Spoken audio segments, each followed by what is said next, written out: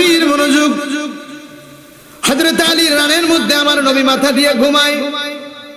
আসরের ওয়াক্ত হয়ে গেল, সূর্য ডুবন্ত হয়ে যায়। হযরত আলী পেরেশান ছুটে গেল। নবীরে ডাক দিলে বেয়াদবি হবে, নামাজ না পড়লে আল্লাহর হুকুমের অমান্য হবে। আল্লাহু আকবার বলেন না। দুইটা মুসিবতের মধ্যে পড়ে গেলেন। একদিক দিয়ে রহমাতুল লিল আলামিন ঘুমানো, আমার রানের উপরে ডাক দিলে বেয়াদবি হয়ে যাবে। ওই দিক দিয়ে সূর্য তল পড়ে যায়, নামাজ না পড়লে আল্লাহর দরবারে জবাব দেওয়া যাবে। আরো আসতে বলেন ভাইরা আমার। হযরত আলী চিন্তিত পেরেশান, ঘাম দিয়ে গেছে। এবার হযরত আলী আওয়াজ করে না, নবীর ঘুমের ডিস্টার্ব হবে। আল্লাহু আকবার বলেন না।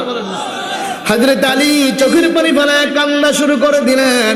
হঠাৎ করে এক পড়া চোখের পানি রহমাতুল লিল আলামিনের গায়ের মধ্যে যখন পড়লো, আল্লাহর নবীর ঘুম ভেঙে গেছে। আল্লাহু আকবার, মুহাব্বতে বলেন আল্লাহু আকবার। আমার নবী চোখ খুলে ডাক দিয়ে কয়, আলী, রহমাতুল লিল আলামিন তোমার রানে ঘুমায়, তুমি বুঝি ব্যথা পাইয়া কাঁদতেছো?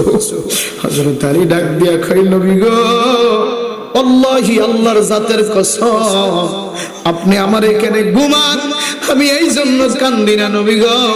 নামাজের সময় চলে যায়, নামাজ না পড়লে আল্লাহর হুকুমের অমান্য হবে, ডাক দিলে আপনি নবীর সাথে বেয়াদবি হবে। আমি এই জন্য পেরেশানি হয়ে গেলাম নবী, আমি এই জন্য কান্দি গো। আমার নবী ডাক দেয়া কয়, সূর্য রে, ও পশ্চিমের সূর্য পূর্বে চলে আয়, আগের সময় দে, আমার আলী যাতে নামাজ পড়তে পারে। আল্লাহু আকবার, আল্লাহু আকবার। আরে মুসলমান, এক ওয়াক্ত নামাজের জন্য হযরত আলী কেমন পেরেশান ছিলেন।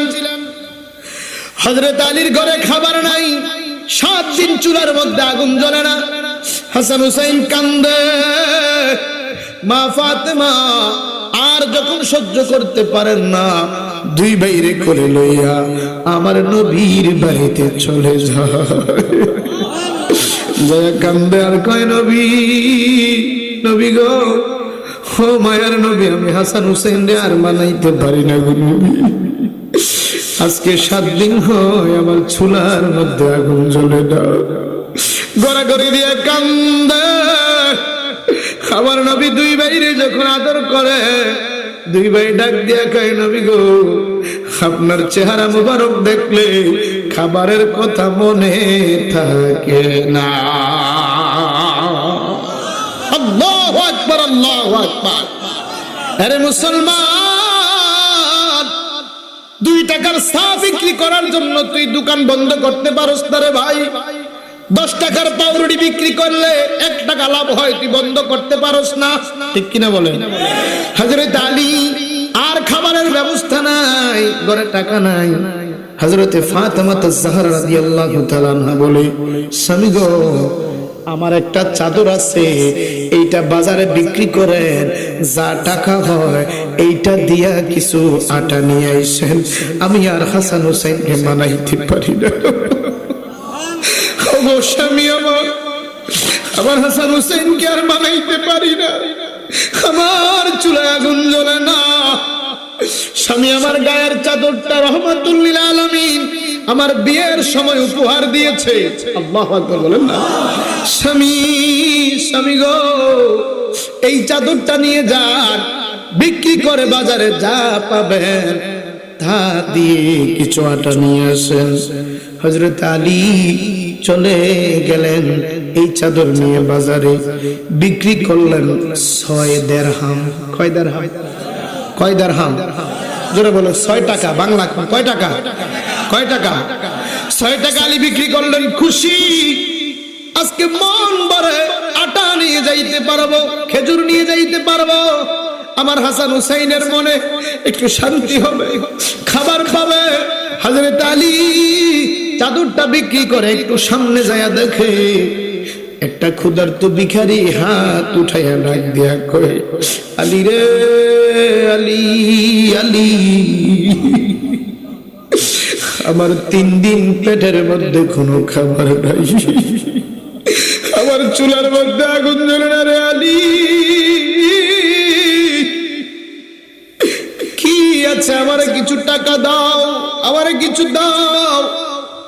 হযরত আলী চিন্তা করলেন আমার কাছে আছে মাত্র 6 টাকা, আমি দিয়ে দিলে আমার হাসান হুসাইন খাবে কি? কিন্তু লোকটা যখন কেঁদে দিলেন হযরত আলীর মনে আর মানে না। 6 টাকা দিয়ে দিলেন, টাকা 6টা দিয়ে দিলেন, ফকির চলে গেলেন, আলী একেবারে খালি। আলী কি? আলী কি? আলী কি? খালি হয়ে গেল। যায় আমি বলেন তোমার আল্লাহ দেখে কি দেখে না? আরো জোরে বলেন দেখে কি দেখে না?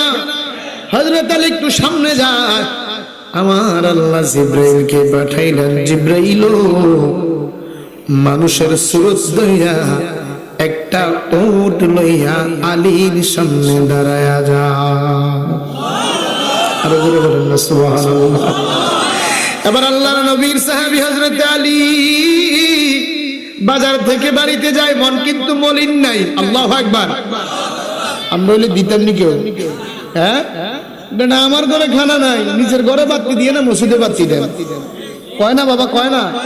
কেউ দিবেন নি কলছে, একটা লোক সত্য করে কলছে 3 দিন যদি আপনার ঘরে খানা না তাই একটা মাল বেচা 6 টাকা পাইছেন, ফকিরে চাইলে দিবেন নি? সেসব মন চাইবে ফকিরে 6 টাকা কোনি দিতাম, তুই আর মানুষ দেওয়া কথা কন ঠিক নেই। হযরত আলী কি রাখলেন না? সব দিয়ে দিলেন। রাখছেন না? দিয়ে দিছে। হযরত আলী হয়ে গেলেন খালি। কি হয়ে গেলেন? খালি হয়ে গেলেন। উনি যাচ্ছেন, আবার আল্লাহ পাক জিবরাইলকে পাঠাইলেন, জিবরাইল একটা উট লইয়া তুমি আলীর সামনে দাঁড়ায়া যাও। সুবহানাল্লাহ। হযরতে আলীর সামনে উট নিয়ে জিবরাইল মানুষের সহিতে দাঁড়ায়, আলী আলী রে এই উটটা আমি বিক্রি করব, তুমি কিনে নাও। আলী কয় উট কিনলাম কই থেকে? আডা কিনার টাকাও তো আসেনি, টাকা আসেনি লগে। আর আমি উট কিনলাম কই থেকে? টেয়া তো নাই। ও ভাই অসুবিধা নাই, তুমি এটা নিয়ে যাও, আমি দাম ধরে দিলাম 100 টাকা। কয় টাকা? কথা বলেন, কয় টাকা? আরো জোরে বলেন, কয় টাকা? 100 টাকা দাম ধরে দিলাম। আলী যদি টাকা না থাকে নিয়ে যাও, আগামী এই দিন এই সপ্তাহে এই বাজার আমাকে পাওয়া যাবে, আমার টাকাটা আমারে দিয়ে দিও। আরো জোরে বলেন না সুবহানাল্লাহ। বন্ধুরে আমার, আল্লাহর গোলাম হযরত আলী দাঁড়ায় রইলেন। ওই লোকটা ডাক দিয়ে বলে, ভাই 100 টাকা দিয়ে নিয়ে যাও, নিয়ে যাও, আগামী বাজারে আগামী সপ্তাহে এই দিনে আমার টাকা দিয়ে দিও, বাকি দিয়ে দিলাম। হযরত আলী বাকির কথা শুনে এই গাবিটা নিয়া উটটা নিয়ে রওনা দিলেন। কিছু দূর যাওয়ার পরে আমার আল্লাহ হযরত মিকাইল ফেরেশতারে বানায়া পাঠায়া দিয়েছেন। জোরে বলুন সুবহানাল্লাহ।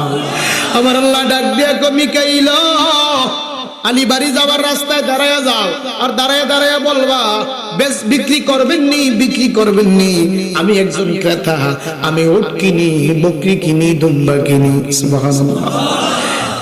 খারাপ লাগে বাবা? চলবে বাবা, চলবে। লা ইলাহা